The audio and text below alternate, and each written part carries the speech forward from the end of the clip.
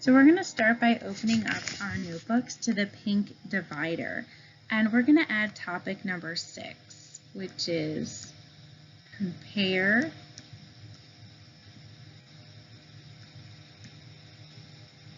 and order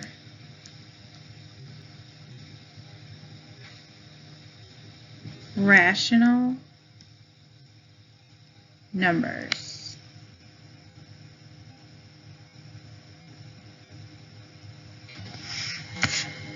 So hopefully you've also taken the time and checked as far as like how you feel about your confidence level for some of these first few topics that we did.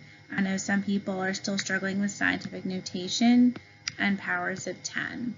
So yours may look something like this. Your check marks might be in different places.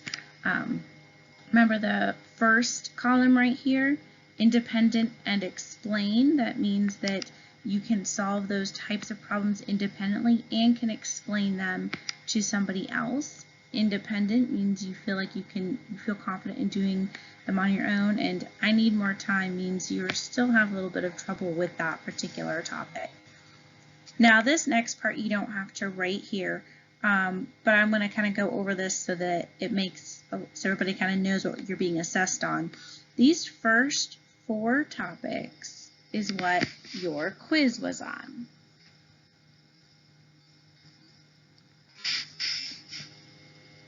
You are going to have a test that will include the first 6 topics, and that will be test number 1 that you're going to have this week. So it's going to include everything that was on your quiz plus FDP and rational numbers. And then next week you will have a test on all of this, and that will be your second test on this unit. So the difference between test number 1 and test number 2 is that test number 2 will have word problems as well, or practical problems. That's what our last topic is going to be in this unit. So because this is such a large unit, I'm breaking this up into various tests and quizzes to kind of chunk it a little bit more along the way.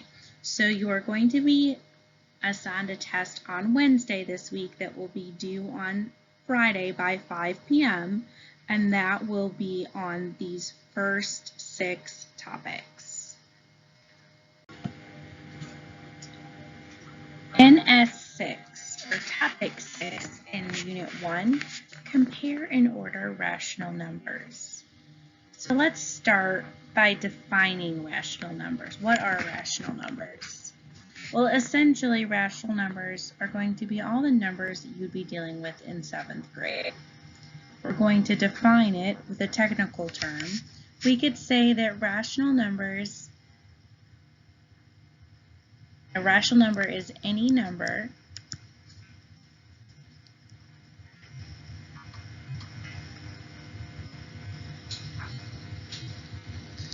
that can be written as a fraction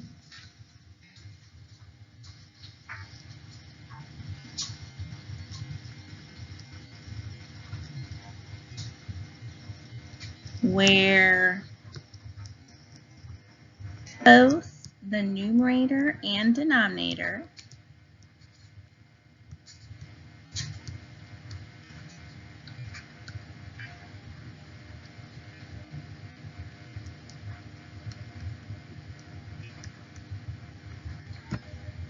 are integers.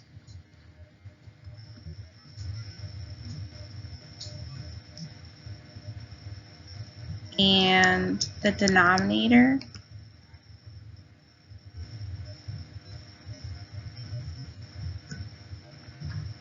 is not equal to 0. Now, to make that definition make a little bit more sense, let's talk about what some examples can include. So anything that we come up with, we have to be able to translate it or write it as a fraction using integers for the numerator and denominator, and the denominator cannot equal 0. So I could have a simple fraction like this, right? 1/4. that's a fraction. The numerator and denominator are both integers, and the denominator is not 0. I could have something like 75%, because if I were to write that as a fraction, it would be 75 over 100, right? That's what 75% means. And my denominator is not 0. I could have something like 82. That's a whole number, right? But I could write it as a fraction, 82 over 1. I could have the square root of 25. Because what is the square root of 25? It's 5, and I can always put that over top of a 1. I could have something like negative 2.3. Oops. Negative 2.3.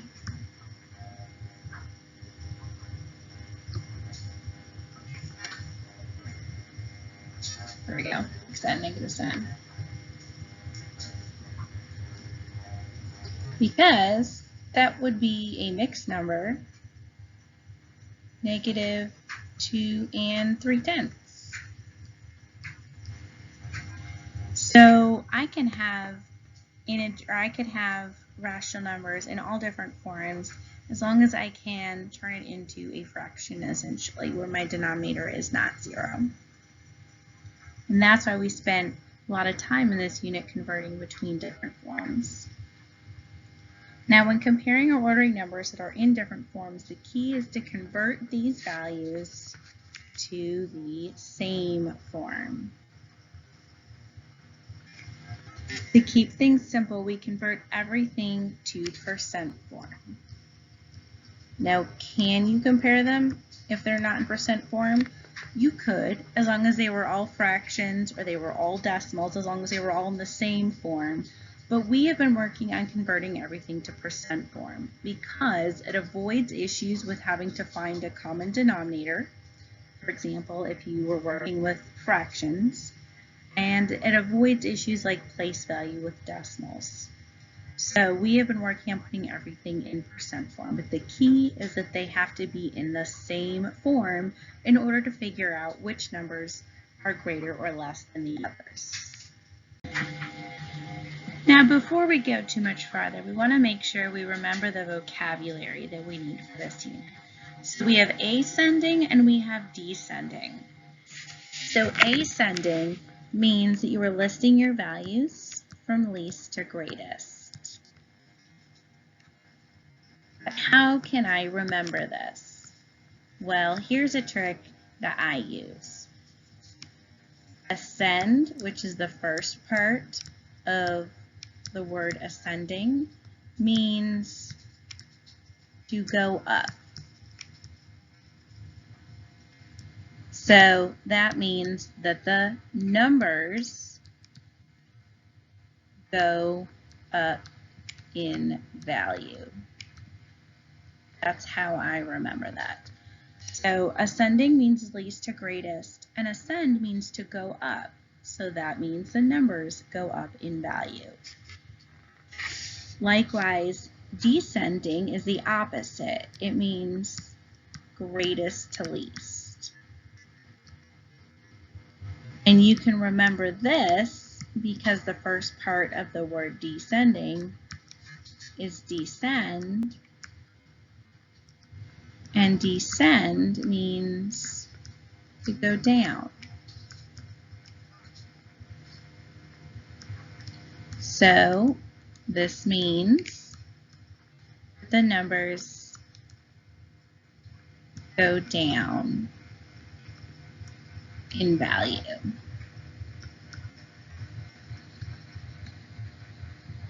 So if you know kind of the root part of these words and know what the root means, then it can be easier than just trying to memorize what it means. You can figure out what it means if you forget.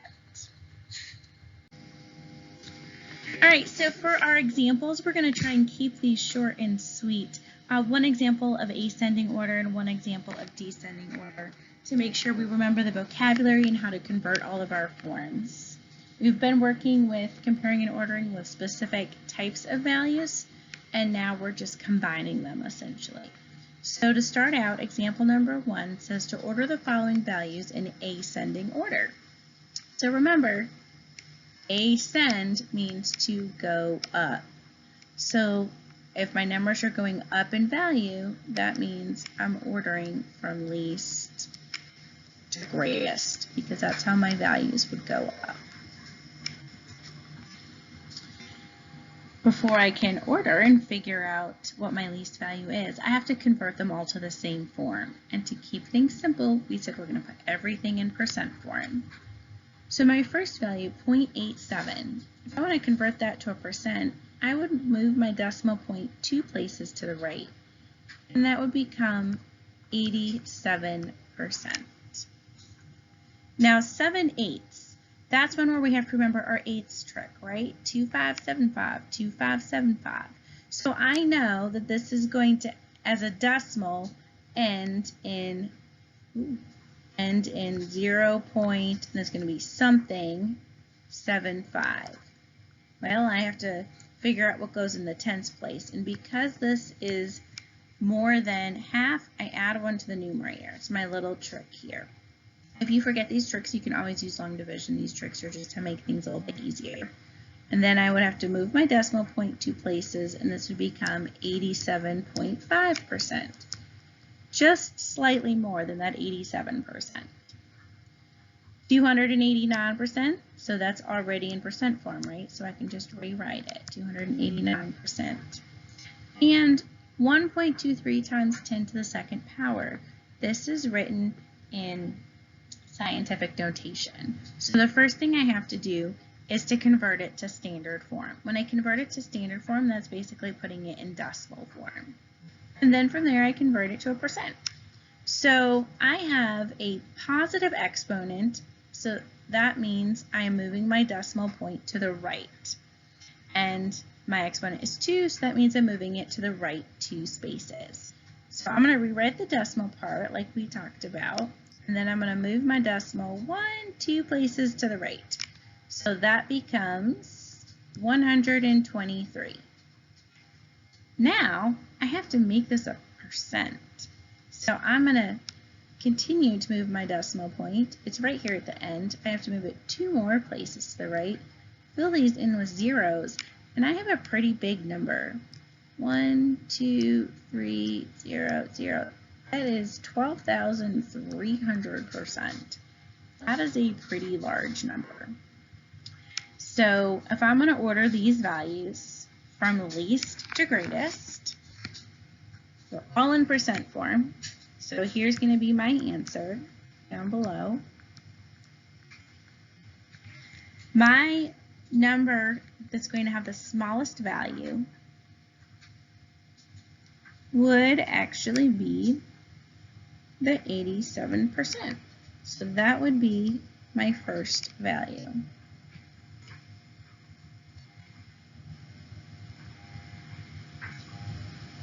So I would write that 0.87. Then my next value would be 87.5%, which was 7/8.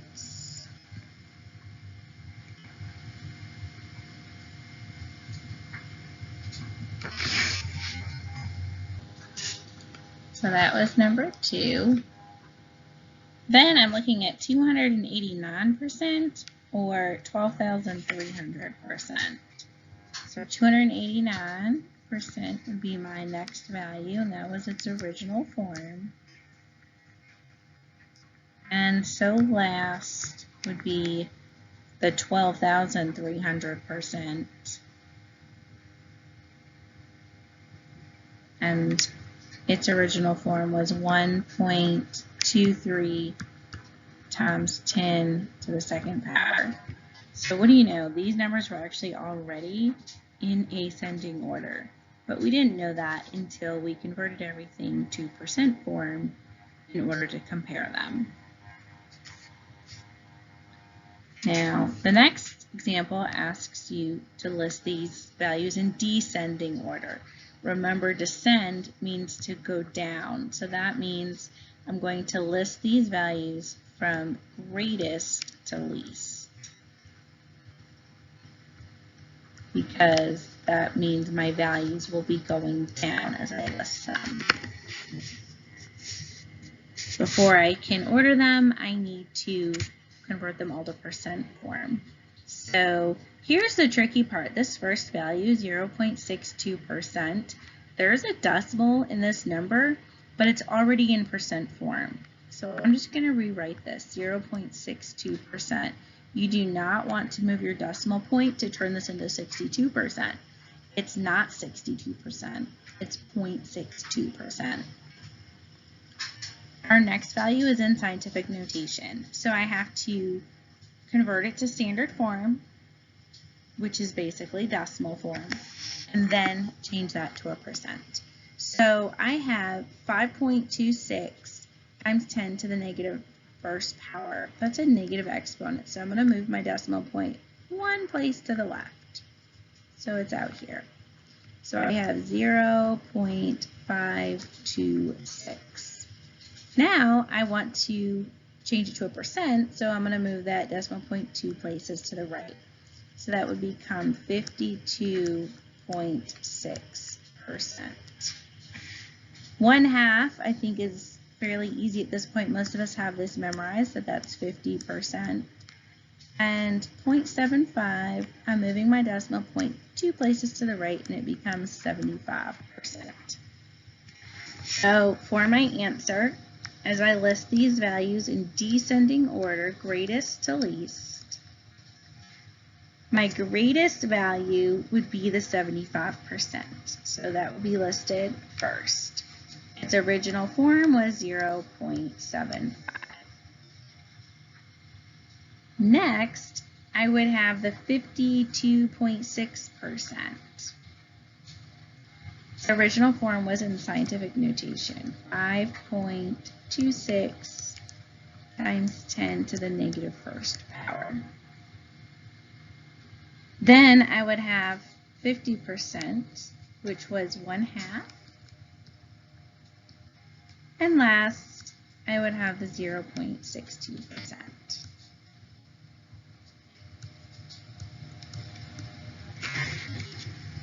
So remember, we need to keep up with our vocabulary. Ascending means the numbers go up in value, so least to greatest. Descending means the numbers go down in value, so greatest to least. Convert everything to percent form in order to figure out which numbers are larger or smaller than the others.